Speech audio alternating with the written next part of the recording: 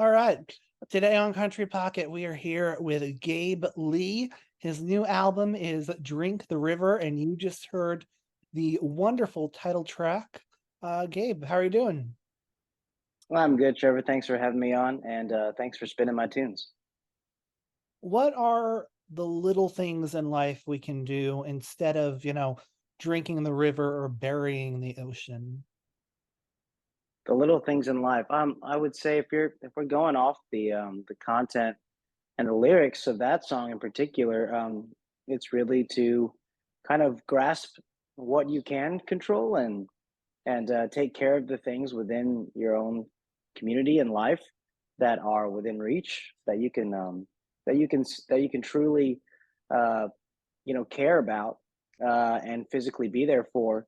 And in that sense, you're not uh, taking on too much and also surrendering yourself, to forces that are greater than yourself. And we all have things that we wish we could change about the world, but in the perspective of that song, I was trying to essentially remind folks that if you have things that you would like to change about the world, that's great. But occasionally, we do have to respect nature and government and things out there that are essentially going to sweep us off our feet from time to time. And what can we do to ensure that our community and ourselves are secure and safe is just to care for those around you. Which is why that chorus that you alluded to um, is so important because it's talking about nature and the ocean and the rivers and but ultimately all you can do is love somebody in the face of just being human and being tiny and mortality. Yeah, one of the one of the strongest themes on this album that runs through Drink the River and Marigold is loving someone until the tide pulls you under, until the tide pulls them under. What are the challenges of loving someone when you're both subject to these powerful forces in the world and, eventually death? Yeah, I think I believe the record points at these stories to connect a larger thread, which is um, to remind folks that uh, there is a lot of folks out there just like you who are living and getting by and uh, essentially dealing with life and the things that life brings along. And some of these things are good, and of course, a lot of things that are highlighted on the record are terrible things, are true realities of death and sickness and yeah, tragedy. Um, so the record, as I said, serves as a reminder of those things being all around you. Whether it's down the street or whether it's halfway across the world. Um, and really, I don't know if there is anything that you can do, uh, but to remember that uh, you can never know what a person has been through, and you can never know how their day has been up until the point that you've met them, and to give folks the opportunity for your empathy. Marigold is the really, terrible tragedy song on the record. How did you get into the mindset of watching the person you love fade away? Because you really summoned up a dark place for that song.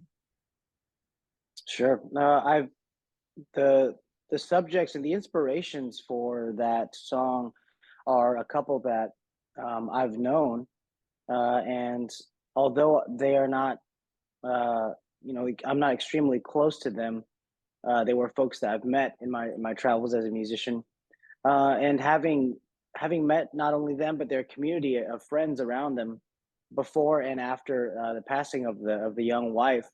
Uh, there was definitely a lot uh, to motivate me from their emotions and their expressions, the way that they spoke about their loss, And as a writer, it is a responsibility to kind of put these emotions into words and into song, so that other folks can connect to them, and for that ultimate understanding that these things happen to folks all around the world, and we need to understand that that happens, or be reminded that that happens, so that we can, I think, just simply connect better. While while that experience has not happened to me personally, which I'm grateful for, um, again, it is drawing from the true emotions of those folks that I've known. Yeah, I that's a powerful one. And how do you think remembering what people are going through, showing that empathy can sort of alleviate some of the things they're facing? Perhaps there's nothing that could alleviate what that man might be feeling, but in a lot of cases, I suspect showing a little more empathy could be pretty important.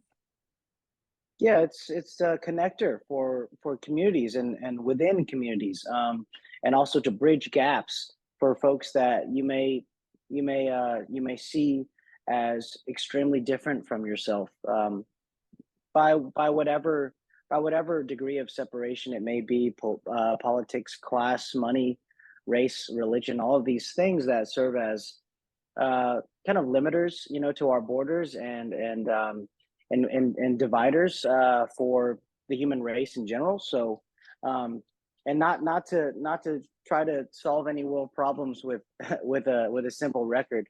It's just, again, a kind of a post-it note on the fridge. It is, uh, it's saying, hey, like, whatever you're going through, you're not alone. Whatever anger you may harbor in your own situation, remember that other folks have survived this, and other folks have pushed through these kinds of experiences, and that means that you can too. Beautiful. Let's hear Marigold, and we will be right back.